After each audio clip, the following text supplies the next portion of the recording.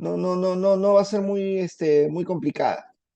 Ya, la idea es que se pueda hacer rápido, de repente podemos terminarla y continuar haciendo clase. Veamos, pues, ¿no? Cómo va, cómo resulta. Ya, como les había dicho yo, esta práctica va a ser totalmente distinta a la que voy a tomarle al otro grupo, evidentemente, porque con el otro grupo solo llevo la clase de prácticas. ¿Ok? Les pido, por favor, que se pongan de acuerdo para ver en qué momento podemos tener una clase de recuperación entre el lunes y el miércoles a cualquier hora, y voy a tratar de gestionar el, este, el aula virtual para poder hacer efectiva esa clase. ¿Ok? Bueno, continuamos con los temas que habíamos estado viendo. Me avisan si pueden ver mi pantalla.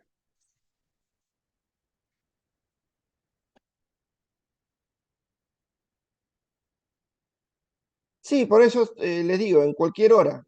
Puede ser en la mañana también, puede ser al mediodía, a la tarde, donde todos estén disponibles, porque yo entiendo que en los últimos ciclos los profesores generalmente dictan clases en las noches. Entonces, por eso prefiero que sea de día, ¿no? Pero ahora, si todos van a estar disponibles, sí, pero si todos van a estar disponibles, en la noche, también en la noche, no hay ningún problema. No hay ningún problema, como digo. Ingeniero, buenos días. Una consulta, Sí, por favor.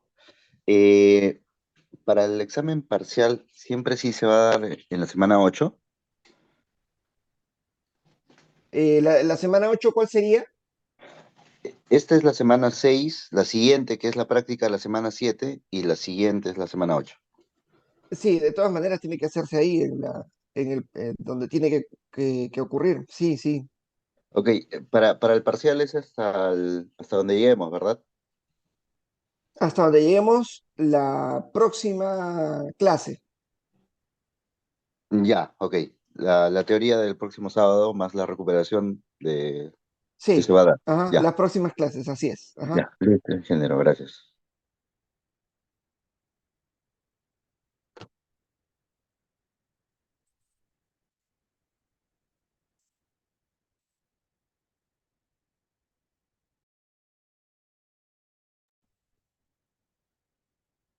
Vemos pues, o sea, también puede ser que lo hagamos simplemente hasta la próxima clase para tampoco no complicarles a ustedes. Pero va a depender de hasta dónde avancemos, ¿no?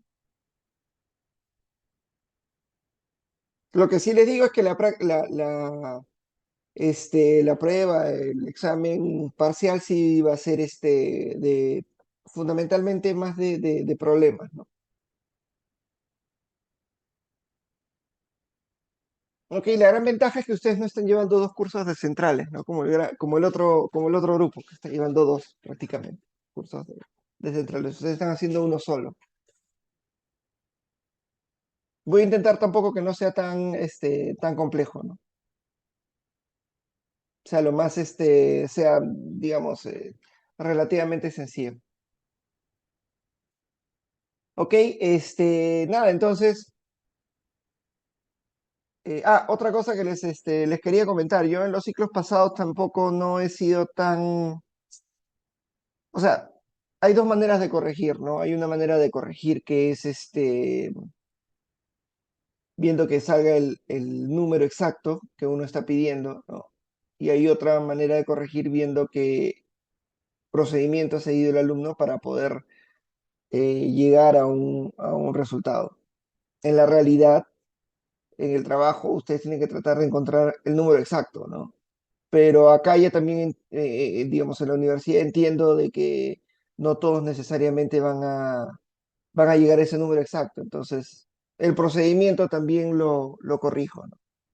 Como les digo siempre, todos los años no es mi intención tampoco jalarlos o tener un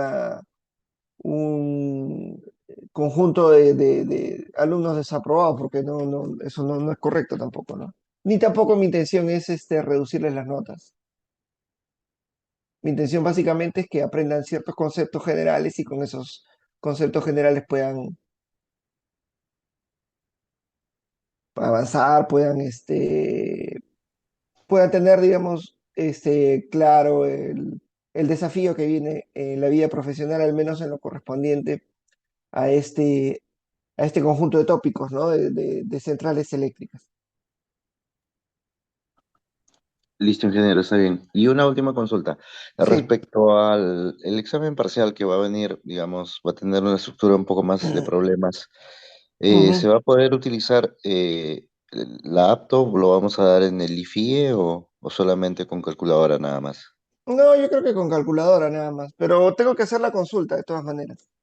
Ah, ok. Ya, gracias.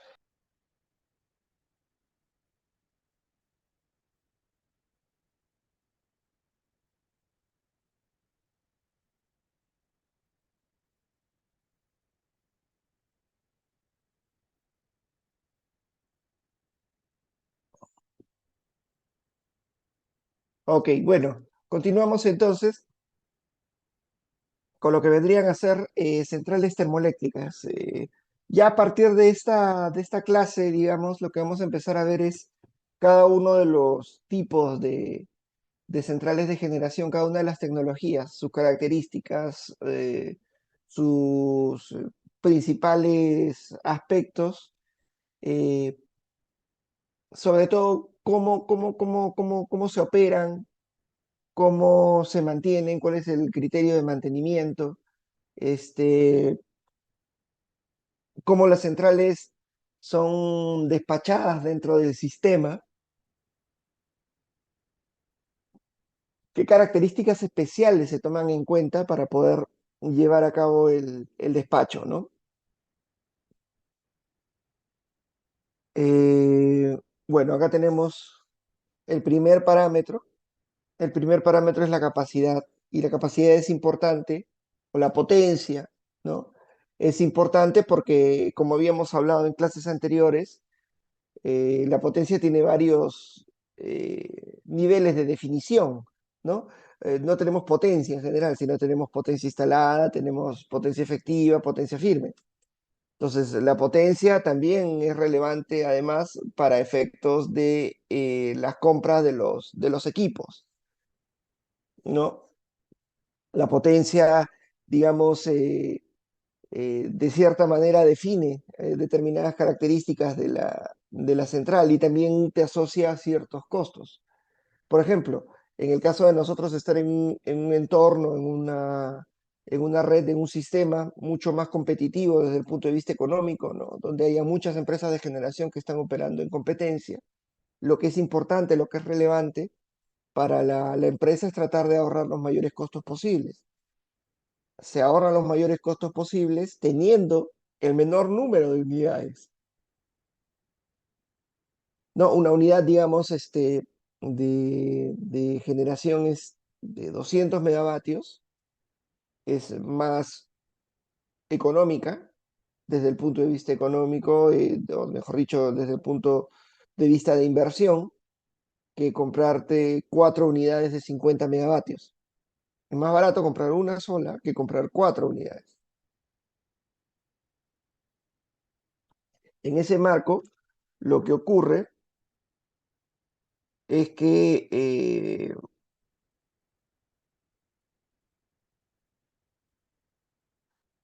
en ese marco lo que ocurre, digamos, lo que ocurre es que una empresa de generación va a tratar en ese escenario, ¿no? Que les comento, muy competitivo, la empresa de generación va a querer, va a necesitar tener una unidad más grande para que su economía de escala le reduzca el costo de inversión, ¿no? Esto de acá, digamos, es bastante importante porque en otros regímenes, en un régimen más monopolista, donde haya una gran empresa de electricidad, ya no de generación, sino de electricidad, ¿no? Empresas estatales muy grandes, el generador no suele comprar este tipo de unidades muy grandes, lo que suele hacer es comprar unidades más pequeñas. ¿Por qué busca comprar unidades más pequeñas? Porque trata de orientarse hacia el nivel de confiabilidad, ¿no? O sea, mayor confiabilidad para, en caso falle alguna de las unidades, estén las otras todavía disponibles. Pero el hecho de comprar unidades modulares más pequeñas implica también un mayor costo de inversión. Claro, si es una empresa estatal, el costo de inversión no necesariamente es relevante o no es una de las variables que va a tomar en cuenta el generador, ¿no? En el caso de una empresa que opera en competencia, sí lo es, porque el generador ya no es una empresa pública, es una empresa privada. Y al ser una empresa privada necesita mostrar beneficios económicos sobre cada una de sus decisiones. Sus decisiones no son decisiones irracionales en muchos casos, o que están enfocadas en otros aspectos distintos al económico, ¿no? Como puede ocurrir en el caso de una empresa pública, sino son decisiones que están centradas fundamentalmente en el aspecto económico, ¿no? Y la inversión, el costo de desarrollo, el costo de instalar una nueva unidad, forma parte de estos criterios que tiene que tomar en cuenta la empresa de generación. Entonces, em- empresas de generación en competencia compran unidades más grandes. Empresas de generación o empresas públicas de electricidad, empresas estatales de electricidad, compran unidades más pequeñas, ¿no? ¿Por qué? Porque se enfocan un poco más en en el aspecto de confiabilidad, pero dejan de lado el aspecto económico.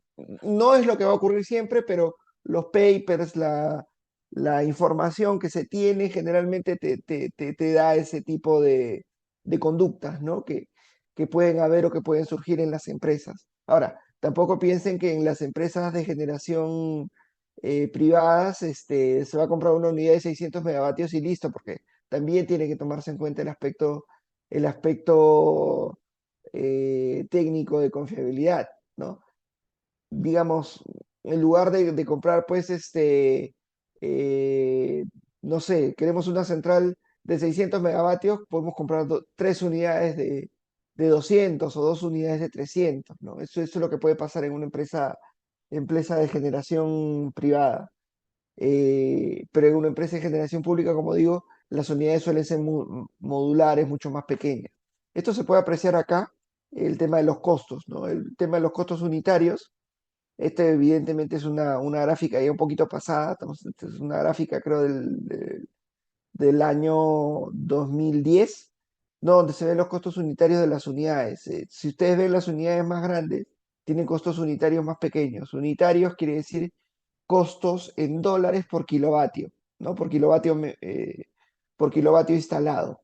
Entonces, si ustedes se fijan en las unidades que tienen mayor tamaño, estas unidades van a ser más baratas por costo de inversión unitario. Pero si nos vamos hacia las unidades más pequeñas, van aumentando el precio, ¿no? Una unidad de 250 megavatios está en el orden de 200, de acuerdo a esta gráfica que, como digo, ya tiene precios pasados, ¿no? Una unidad de 200. Puede tener también un precio de $200 por kilovatio mes, pero en el caso de una unidad de 50, encontramos unidades que están tranquilamente en el orden o muy cercanos a $400 por kilovatio. Entonces, los costos son, son, este, son mayores, ¿no? Los costos unitarios, y conforme vamos bajando el tamaño de la unidad, se va haciendo más y más costoso, ¿no? Si nosotros multiplicamos esto por 4 por 5, evidentemente pues podemos llegar hasta el doble de lo que nos costaría una sola unidad de 200 megavatios. Eso, digamos, para tomarlo en cuenta como una característica, ¿no? Y un factor de decisión también en la compra de los equipos. Como habíamos hablado en la clase anterior, un, eh, hay una característica especial, digamos, una definición especial de potencia instalada, de potencia firme y potencia efectiva. No existe una sola definición, ¿no? Que nos lleve a poder explicar la capacidad de una unidad, porque hay que ver en qué momento o en qué circunstancias se realiza esa medición de capacidad de potencia, ¿no? Entonces habíamos hablado que el primer nivel, digamos, de definición era el de potencia instalada. Es la potencia que tenemos, digamos, en condiciones ideales para la central. Esa potencia a condiciones ideales tiene, digamos, un nombre y apellido, ¿no? Las condiciones ideales no son condiciones ideales per se, sino que esas condiciones ideales tienen determinadas características. Y esas condiciones ideales son de 60% de humedad relativa, 15 grados centígrados de temperatura y una presión de una atmósfera, ¿no? Esos, digamos, son los valores de, de, de la placa. O sea, bajo esas condiciones, por lo general, vamos a tener los datos de placa.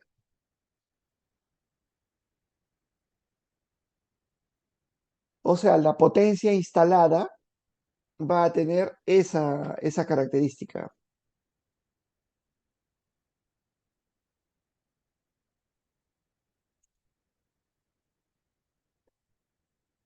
o esas condiciones para poder definirla. El dato de placa es el dato a condiciones ISO o condiciones ideales.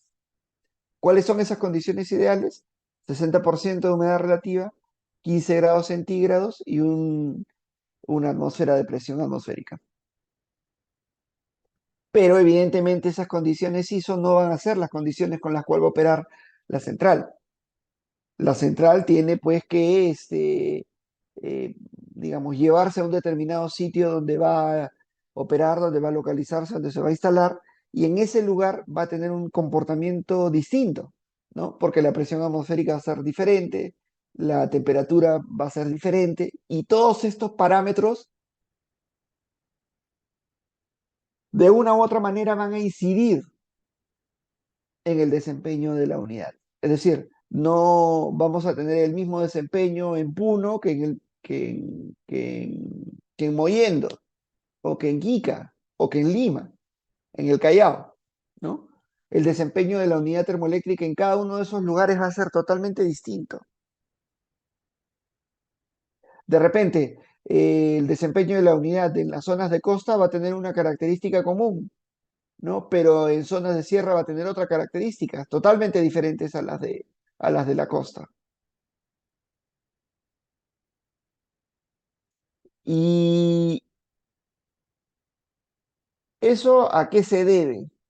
Bueno, eso se debe a que mayores temperaturas van a generar un desempeño no tan bueno en la producción de electricidad. Vamos a tener un menor nivel de potencia a mayor temperatura, ¿no? O sea, con el mismo combustible, con la misma máquina, si nosotros tenemos 10 grados centígrados, vamos a tener un desempeño que si tuviéramos 30 grados centígrados, ¿no? O sea, con 10 grados centígrados, ¿no? El desempeño de la máquina es con 10 grados centígrados el desempeño de la máquina es mucho mejor, ¿no? Con la presión atmosférica también se da algo similar. Es decir, con mayor presión atmosférica, estando sobre el nivel del mar, también el desempeño va a ser mucho mejor de la unidad. Vamos a tener mayores niveles de potencia que puede producir la unidad, ¿no? De repente, si estamos en un sitio, en una playa, cerca de la playa, tenemos un desempeño que puede estar en el orden del 100%, el 98, 95% de la potencia instalada, pero si nosotros subimos, como les digo, a una zona de sierra, 4.000, 5.000 metros sobre el nivel del mar, eso puede caerse tranquilamente hasta el 70, 60% de desempeño, ¿no? Una reducción sustancial en la capacidad de producción de la unidad, a pesar de que estás usando el mismo combustible y estás usando la misma máquina, simplemente porque la presión atmosférica no permite poder obtener esos niveles de producción de electricidad, ¿no? Entonces, el desempeño que vamos a obtener en una zona de costa va a ser mucho mejor que el desempeño que podamos tener para la misma unidad en zona de sierra, con el mismo uso de combustible, básicamente por condiciones atmosféricas. No sé si tienen alguna consulta hasta acá.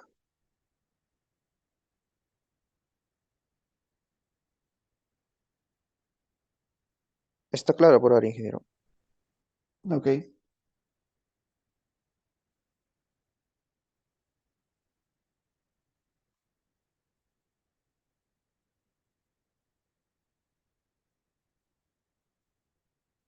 Aquí está justamente altas temperaturas, originan bajas densidades de aire y por lo tanto menores flujos másicos. Bajas temperaturas originan altas densidades de aire, por lo tanto mayores flujos másicos, alta eficiencia, mayor producción. La presión también es importante porque lo que les decía, ¿no? Mayor presión atmosférica implica también mejor desempeño, menor presión atmosférica, un desempeño menor, ¿no? No es el mismo. Ahora, los fabricantes, cuando compramos nosotros las unidades, nos brindan el, eh, el documento en el cual nos muestran las curvas de corrección del desempeño de las unidades, es decir, lo que nos van a decir en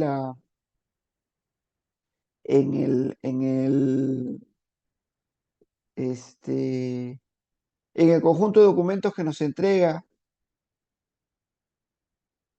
el fabricante cuando adquirimos una nueva planta de generación, eh, también van a incluir unas curvas donde se muestre justamente que a determinados niveles de temperatura el desempeño de la máquina va bajando, a menores niveles de temperatura la máquina tiene un comportamiento, un mejor comportamiento, ¿no? Lo mismo para la presión, pueden ser curvas, digamos, eh, curvas de corrección que tengan todo el conjunto de la central, si estamos hablando de un ciclo combinado o de repente lo tienen por unidad, lo que pide, y acá ya aterrizamos a la regulación local, lo que pide el COES para poder realizar una prueba de potencia efectiva es que las curvas sean las curvas del modo de operación, ¿no? Si vamos a hacer una prueba de un ciclo combinado, deberíamos tener la curva de todo el conjunto, ¿no? La curva de corrección de la temperatura, de la presión atmosférica por todo el conjunto, no por partes, porque por partes, digamos, hay que seguir una secuencia de corrección que es compleja y que implica también un mayor conocimiento de parte de, de los analistas que van a realizar este trabajo, porque van a haber varias, o sea, digamos, hay variables principales, ¿no? Hay variables primarias que vendrían a ser la temperatura, la humedad relativa, la presión atmosférica, esas son las variables primarias. Pero si nosotros hacemos, digamos, una prueba de potencia efectiva y queremos hacer una corrección de del, de la potencia para obtener el valor de potencia efectiva y no tenemos la curva total, si no tenemos curva por parte, digamos, si estamos hablando de un ciclo combinado, tendríamos también variables intermedias entre que el ciclo abierto lleva el gas o lleva los gases calientes hacia el intercambiador de calor y luego pasa por los calderos recuperadores y pasa finalmente a la turbina, ¿no? Entonces ahí, digamos, tenemos también, perdón, ahí también tenemos perdón, un segundo. Ahí también, digamos, hay variables intermedias que hay que saber controlar y lo que hace el COES para evitarse todo ese trabajo que es complejo es básicamente que el fabricante mismo nos entregue una curva, ¿no? Con el detalle exacto de cuál va a ser el nivel de corrección que va a tener nuestra máquina. Una sola curva que represente el comportamiento, la variación del comportamiento, del desempeño de la unidad ante diversos niveles de temperatura y de presión.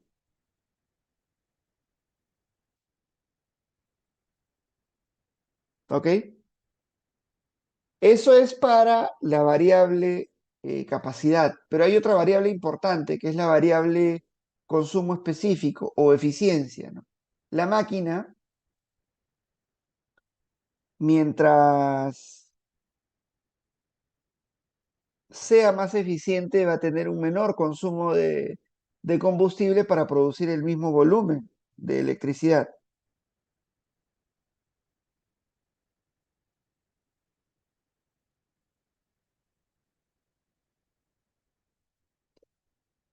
Entonces es evidente que en un escenario de competencia en el cual las empresas de generación están sujetas a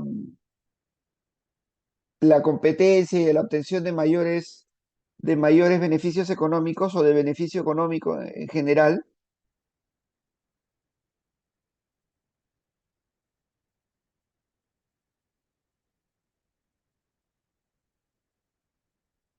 lo que va a prevalecer es la necesidad de contar con una máquina lo más eficiente posible. Pero ¿cuál es el problema con esto? Bueno, el problema es que la eficiencia se va ganando conforme va pasando el tiempo y van realizándose análisis o desarrollos en investigación el, para obtener el valor que podríamos llamarle más, más adecuado posible. Es decir, no es que una máquina, digamos, se diseña, una máquina se trabaja para que tenga determinadas características, pero luego de un tiempo tiene un conjunto de parámetros y tienen que hacerse nuevas inversiones en investigación, desarrollo para que esos parámetros vayan mejorando, es decir, para que ese consumo específico, que esa eficiencia vaya mejorando. Entonces, la máquina original tiene que reformularse, tiene que rediseñarse para obtener un mejor nivel de eficiencia. Esto implica que muchas veces la máquina termine siendo distinta a la máquina original, ¿no? Y el gran problema que se tiene con nuevas máquinas, con nuevos diseños de máquina, es con la confiabilidad. Es decir, una máquina nueva, una máquina que digamos tenga un nuevo diseño, es una máquina que no ha tenido mucha prueba en el campo, ¿no? O sea, que no se ha probado en el campo de manera intensiva, de manera que los generadores en todo el mundo hayan usado esta máquina para poder generar electricidad, ¿no? Y hayan suficientes horas de operación que tenga esta máquina para poder decir que es una máquina confiable. No se olviden que en el caso de, de la electricidad, de la generación de electricidad, la confiabilidad es muy relevante. Es muy importante contar con el servicio eléctrico, porque la energía más cara es la que no se tiene, ¿no? Entonces, ¿cómo hacemos nosotros para poder, de una u otra manera, este, lograr una mayor confiabilidad? Bueno, teniendo máquinas que tengan mucho más rodaje, mucho más uso en el mundo. ¿No? Hay un modelo muy antiguo, de repente hace 20, 30 años, pero es un modelo que ya ha pasado por una serie de fallas. El fabricante ya ha hecho los cambios, los ajustes necesarios, pequeños, evidentemente, en el diseño, para que esta máquina ya sea una máquina totalmente confiable, que no tenga fallas, ¿no? Entonces, ese tipo de máquina, una máquina antigua, pero con muchos años de prueba, va a implicar una máquina menos eficiente, ¿no? Una máquina antigua, con muchos años de prueba, no necesariamente va a ser la más eficiente, probablemente sea una máquina menos eficiente, pero muy confiable. Y nuevamente regresamos al entorno en competencia o al entorno estatal, ¿no? El generador que, digamos, pueda operar en un sistema de una sola empresa, en un sistema gobernado por una gran empresa de electricidad, ¿no? Que pueda integrar la generación, la transmisión, la distribución, una empresa estatal muy grande, ¿no? Como hay en muchos países del mundo, puede verse tentada a comprar una máquina menos eficiente pero más confiable, ¿no? Porque no va a competir, simplemente va a entregar el servicio.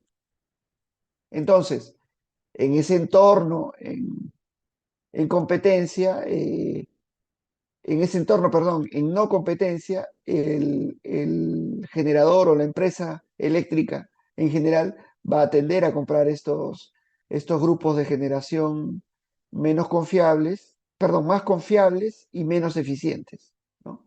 Más confiabilidad implica menos confiabilidad. Esa es, digamos, es inversamente proporcional.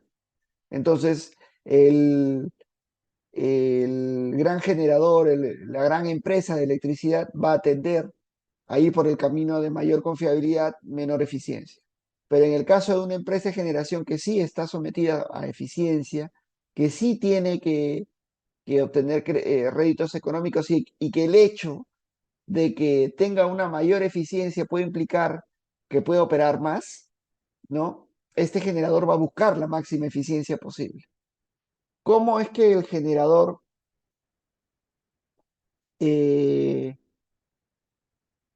despacha más u opera más si es que, si es que tiene una mayor eficiencia? Bueno, en general, el costo variable total de las máquinas se define como la suma de dos costos variables, ¿no? El costo variable combustible y el costo variable no combustible.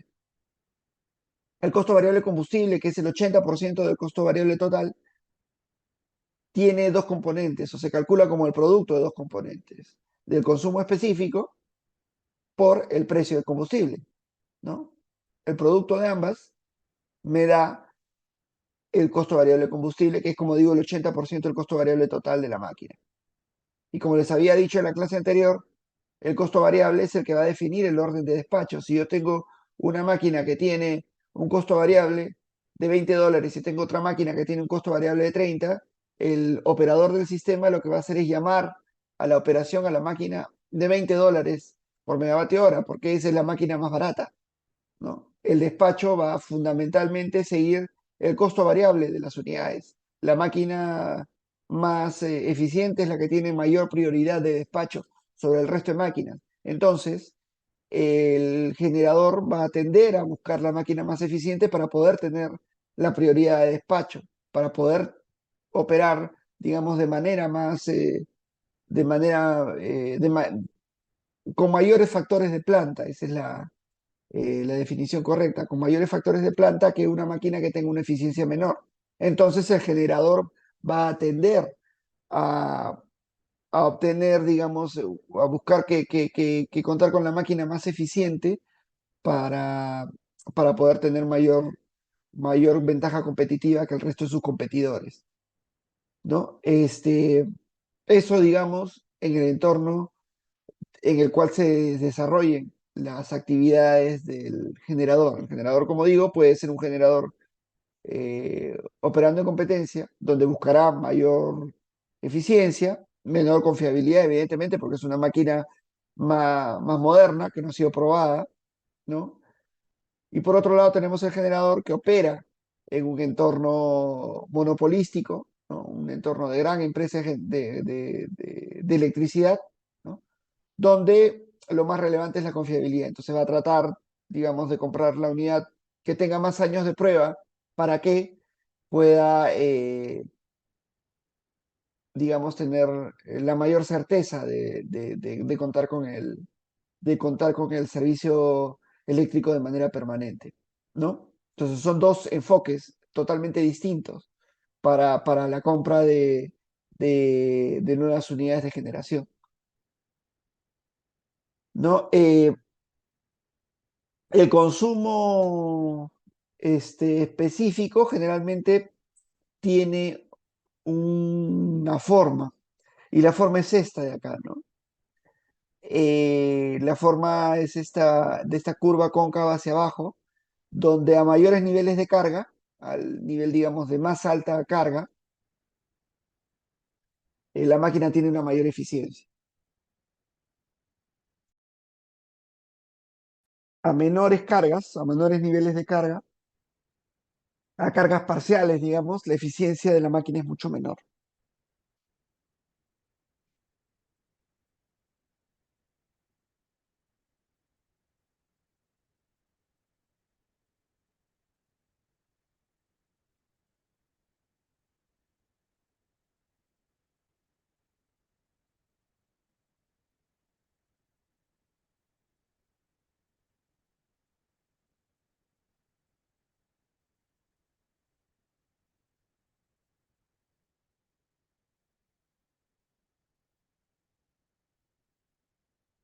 ¿Alguna consulta hasta acá? ¿Está todo claro?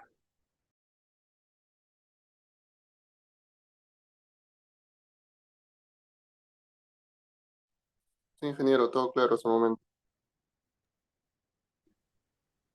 Ok, ahora, también es una cosa bastante cierta de que en otros países ya este tipo de unidades no se están tratando, no se están instalando, ¿no? Pero como habíamos hablado nosotros en clases anteriores, perdón, este, una transición energética justa, eficiente, debe de incluir este tipo de unidades porque el gas natural es absolutamente confiable, ¿no? Cosa que no pasa con las centrales de generación renovable no convencional por ahora. Eh, tiene, tenemos esta unidad que tiene una tecnología que ya viene probándose desde hace por lo menos casi 100 años, entonces eh, es una oportunidad importante seguir utilizando este tipo de tecnologías. Eh, yo les había comentado el caso de Texas, donde hubo una regulación, un marco normativo que desincentivó a los generadores a gas a operar con sus unidades, ¿no? Inclusive creo que les impusieron un impuesto cada vez que operasen, porque estaban operando generando emisiones, ¿no? El problema es que empezaron a salirse, empezaron a retirar máquinas a gas porque evidentemente nadie iba a trabajar pues gratis o para perder dinero, ¿no? Y cuando hubo la gran tormenta de, no sé si fue el año pasado, no me acuerdo, o el 2021, no, creo que sí, en el 2021, este, no había máquinas a gas para poder soportar el, el invierno, ¿no? No había máquinas tampoco a diésel.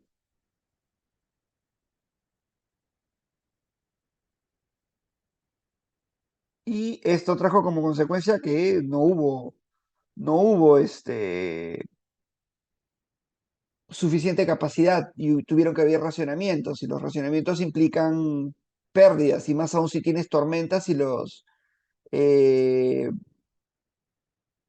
la temperatura, digamos, de la zona está en -20, -10 grados bajo cero, ¿no? Entonces hubo gente que falleció, un desastre total, ¿no? Pasó entre el 10 de febrero de 2021 y el 27 de febrero de 2021, ¿no? Tormentas severas. Fueron 70 muertos, ¿no?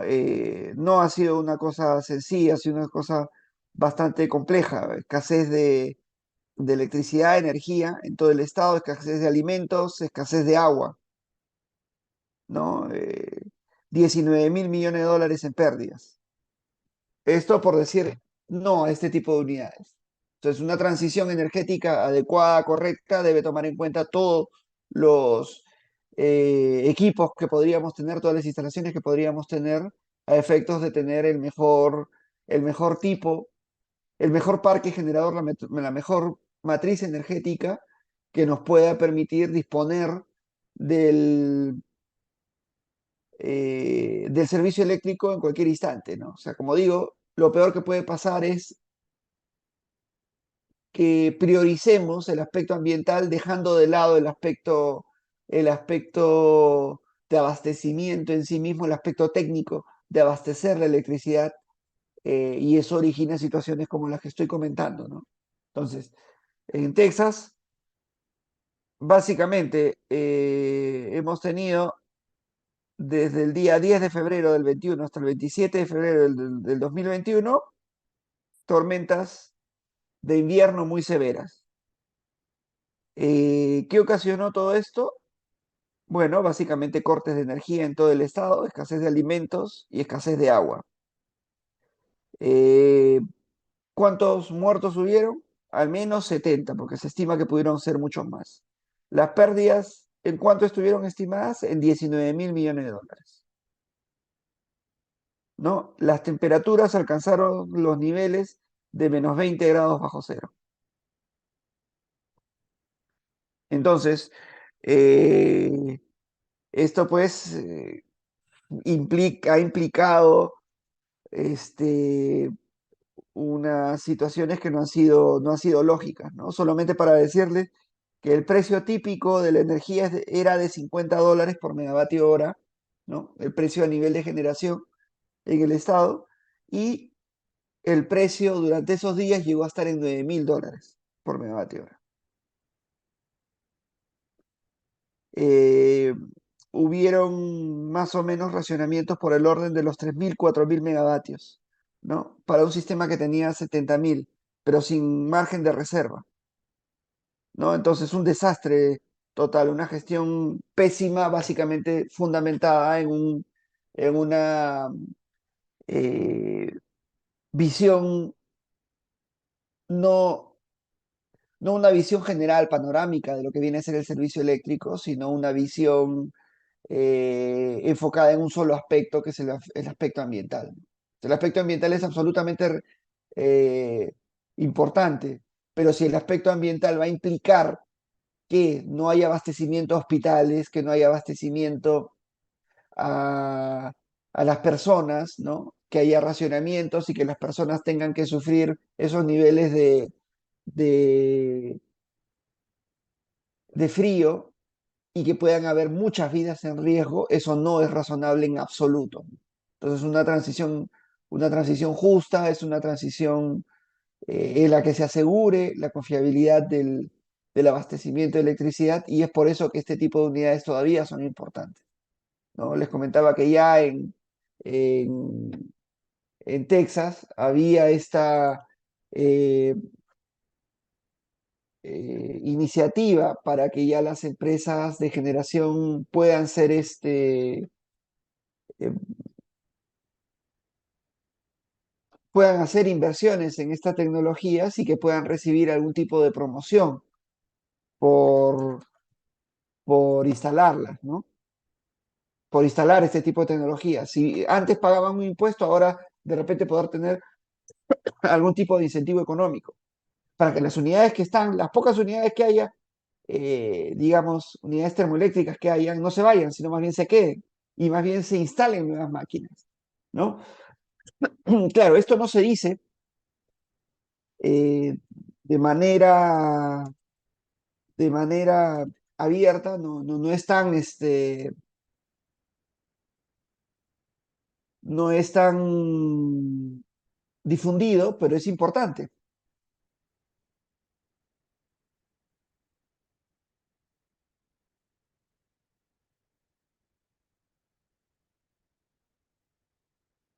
Denme un segundo.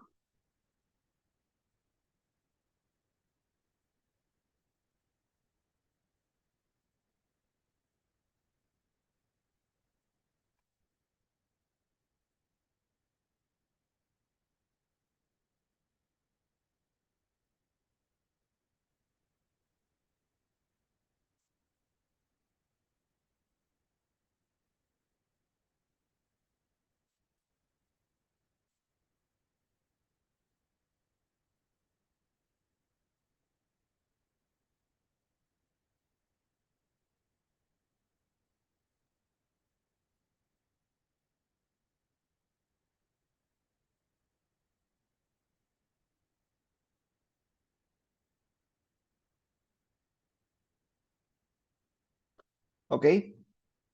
Continuamos entonces.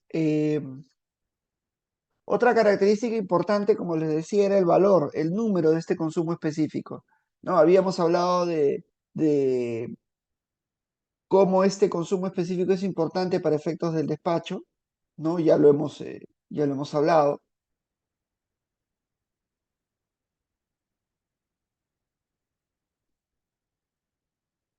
Y ahora tenemos que ver que hay dos niveles de consumo específico.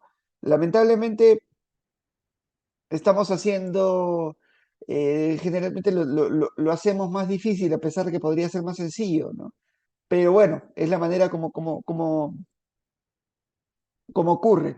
Existen dos referencias para el consumo específico. Una referencia que la totalidad del agua producida por la combustión, ustedes saben que la combustión tiene esta ecuación, es un combustible que se junta a oxígeno y nos entrega energía, CO2 y agua. Entonces, esta agua puede estar en dos condiciones. Puede estar en una condición de vapor o en una condición de estado líquido. Si queda en una condición de vapor, esa agua que queda como vapor, entonces quiere decir que todavía hay energía que podría ser aprovechada, ¿no? Si nosotros, por el contrario, consideramos que esa agua queda en estado líquido, ya toda la energía ya fue aprovechada. Entonces, dependiendo de la condición que tenga el agua resultante del proceso de combustión, ¿no? Nosotros podemos hablar de un poder calorífico del proceso que sea alto o bajo. Si nosotros consideramos un máximo aprovechamiento de la energía del combustible, ¿no? Es decir, que el agua quede en estado líquido, nosotros estaríamos hablando de un poder calorífico superior. Si nosotros, por el contrario, consideramos que el agua queda todavía en estado de vapor, en el agua resultante del proceso de combustión queda en estado de vapor, entonces estamos hablando de un poder calorífico inferior. Yo sé que es un poco, digamos, eh, no tan claro, ¿no? Pero es importante tener en cuenta que existe esta diferencia en cuanto al nivel o a la referencia en la cual se define el consumo específico. El consumo específico puede estar, como digo, considerando poder calorífico inferior o consumo específico. El consumo específico puede estar considerando como referencia el poder calorífico superior. El problema es que cuando nos venden el gas natural, productores de gas, lo venden considerando el poder calorífico superior. Cuando se compra una unidad, se compra eh, tomando en cuenta datos de placa. Y los datos de placa que impone el fabricante a la unidad los pone considerando el consumo específico en poder calorífico inferior. Toma otra referencia. Entonces hay que estar muy claros, hay que tener mucho cuidado, ¿no? Entre los parámetros que nosotros utilizamos para ambos, para ambos tipos de, de- de actividades. Una cosa es la compra del gas que se hace en poder calorífico superior y otra cosa es la unidad en sí misma cuyos datos de placa están en poder calorífico inferior. ¿Ok? Acá yo les comento una anécdota que hubo, ¿no? Hace muchos años los precios de gas en el Perú se declaraban, se entregaban en un sobre. Lamentablemente una empresa tuvo un error y presentó el precio que tenía que presentarlo en poder calorífico inferior, lo presentó en términos de poder calorífico superior, ¿no? Y los datos no son iguales porque numéricamente son distintos. Y esto implicó que la unidad estuvo durante todo un año operando, ¿no? En unas condiciones distintas a la suya y tuvo que hacer un montón de cosas porque en aquella época los precios se declaraban de año en año, ¿no? Entonces la declaración de precios de gas era una actividad que se realizaba anualmente y que, claro, tenía toda esta característica, ¿no? Entonces, el gran problema que puede surgir es que podamos confundir ambas referencias. Y eso es una situación grave, ¿no? Que pudo haber llevado a la quiebra a esa empresa o a la empresa a la cual me estoy refiriendo. Eh, ¿Cuál es la diferencia que existe entre ambas magnitudes? Generalmente, en el caso de los combustibles líquidos, la diferencia entre el poder calorífico inferior y el poder calorífico superior es de 6%, ¿no? Mientras que en el caso del gas natural, la diferencia por poder calorífico superior e inferior está en torno al 11%, ¿no? Es decir, si yo multiplico el consumo específico en el poder calorífico inferior, digamos, el poder calorífico, mejor dicho, el consumo específico, perdón, en poder calorífico inferior por 1,6 es el poder calorífico, es el consumo específico en poder calorífico superior para los líquidos, es decir, para el diésel, para el residual. En el caso del gas natural, vendría a ser el producto de 1,11 por el módulo, la magnitud del poder, perdón, del consumo específico en poder calorífico inferior, que va a ser igual al consumo específico en poder calorífico superior, como mencionaba, para el caso del gas natural. ¿No? Entonces esto hay que tenerlo bien en cuenta, porque esto yo siempre lo pongo en problemita, ¿no? Para la segunda práctica probablemente tengamos ese problemita. Eh, ¿Qué otra característica importante hay que tener en cuenta? Bueno, el desempeño. Al igual que en el caso de las centrales, o mejor dicho, de la variable o del parámetro capacidad, de igual forma también va a haber un diferente desempeño, un desempeño distinto, ¿no? Eh, si es que estamos sobre el nivel del mar, que si estuviéramos en una zona de sierra, ¿no? De igual manera, perdón, no sé si está por acá.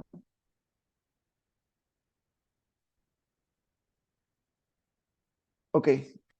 Si nosotros, por ejemplo, estamos en una ciudad que está ubicada en una zona de sierra, el consumo específico resultante va a tener un módulo tal que haga que mi desempeño sea menor. Es decir, la eficiencia de la máquina en zonas altas va a ser menor que si estuviéramos sobre el nivel del mar. ¿No? La eficiencia se ve afectada a un menor a raíz de un menor valor de presión atmosférica. De igual manera pasa con el calor, con la temperatura ambiente. Mayor temperatura también implica una menor eficiencia, ¿no? Por el contrario, menor temperatura implica mayor eficiencia, mayor presión atmosférica también implica una mayor eficiencia. ¿Ok? Entonces tiene una tendencia similar a la que tendríamos con el caso de la capacidad o de la potencia, ¿no? Pasar de potencia a potencia efectiva, potencia instalada a potencia efectiva, o de consumo específico instalado a consumo específico efectivo, ¿no? El impacto de las variables ambientales es muy, muy, muy, muy importante. ¿Ok? ¿Alguna consulta?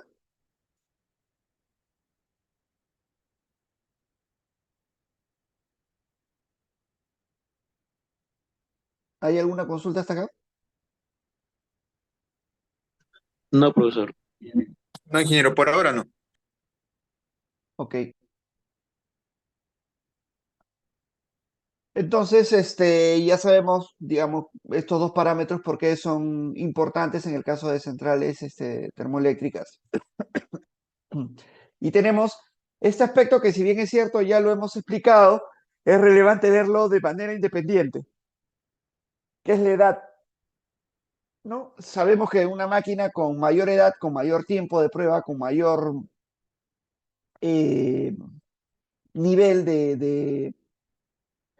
de operación, a lo largo del tiempo es una unidad mucho más confiable, pero también más ineficiente y también resulta siendo una unidad más pequeña, ¿no? Una unidad más chica. Las unidades, generalmente, lo que ha pasado en el tiempo es que los sistemas eléctricos se han ido incrementando en cuanto a tamaño, ¿no? Entonces las unidades también han ido creciendo. Es por eso que las unidades más antiguas son unidades que suelen ser más pequeñas.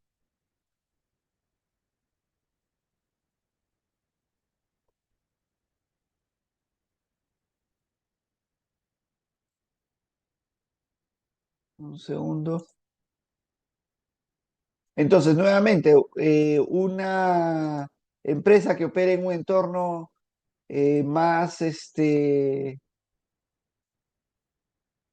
perdón, en un entorno más competitivo, tratará de comprar una unidad que tenga menos edad, es decir, que tenga menor tiempo de operación, porque es una unidad más grande, que le importa, digamos, desde el punto de vista de costos de inversión unitario al generador, una unidad con un mejor desempeño, con una mayor eficiencia al generador que opera en situación de competencia, pero una empresa de generación, una empresa eléctrica que opera en una situación de monopolio, tratará de buscar una unidad con mayor tiempo, con mayor edad, ¿no? Con mayor tiempo de prueba.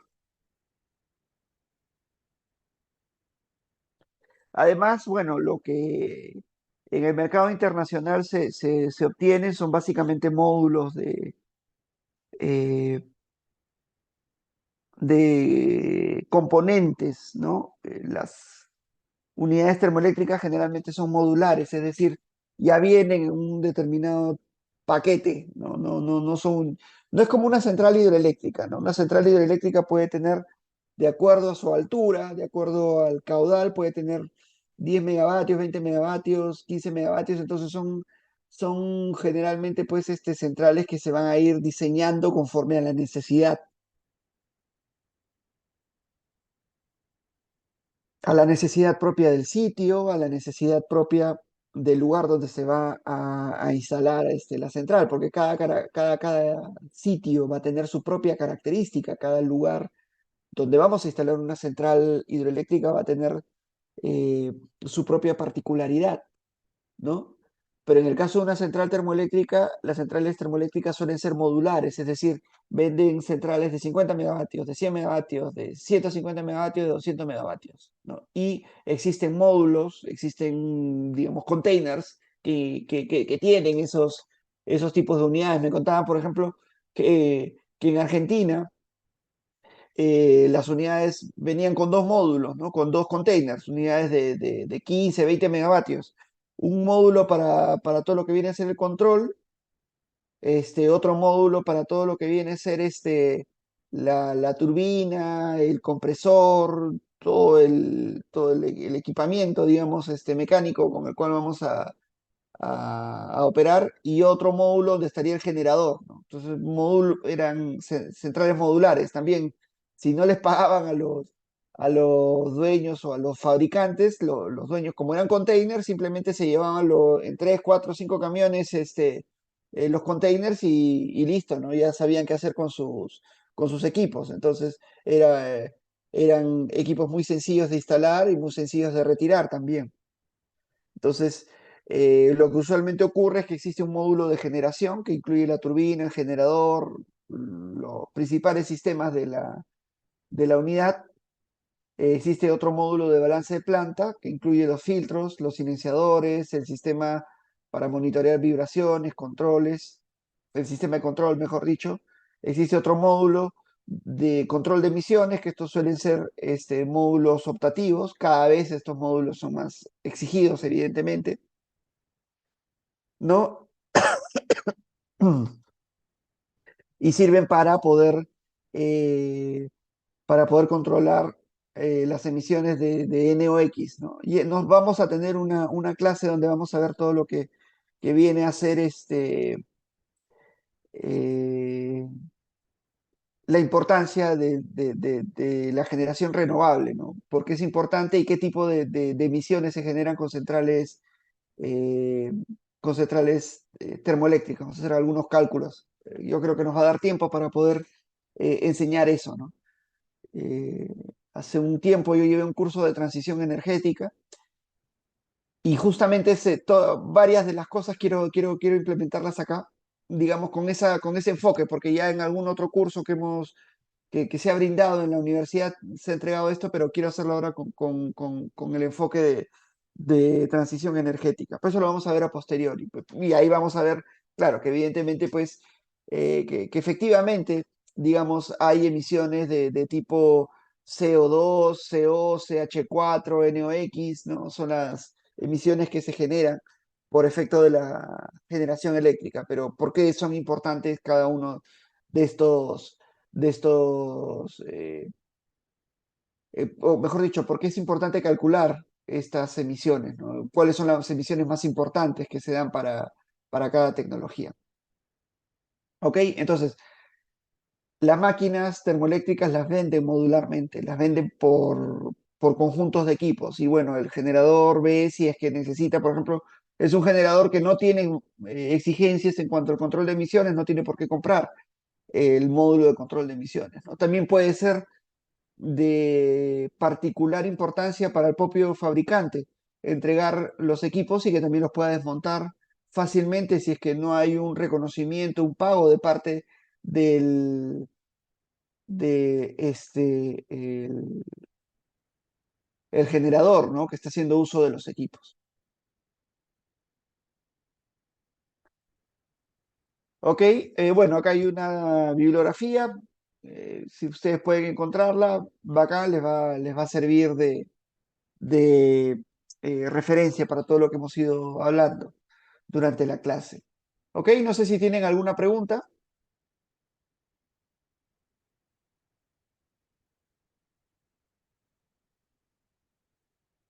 Ok, bueno, si no hubiera ninguna pregunta, entonces lo dejamos acá. Eh, Como les decía, la siguiente clase sería una clase intermedia, ¿no? Eh,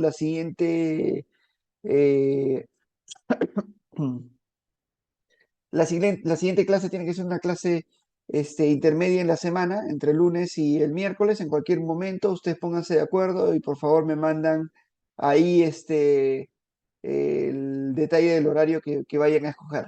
¿Ok? Y yo voy a hacer la gestión para poder tener el ID para poder tener esta sesión final y dependiendo del avance que tengamos, tendríamos el examen parcial hasta la clase que yo les indique, ¿no? Que puede ser hasta la de la siguiente clase o la subsiguiente, que sería el sábado. ¿Ok? Si no hubiera nada, entonces nos estamos viendo. Muchísimas gracias y cualquier cosa me avisan por los medios que ya tenemos para comunicarnos. Muchísimas gracias y buen fin de semana. Buen fin de Hasta semana, luego. profesor. Gracias. Hasta luego, querido profesor. Ok, ingeniero.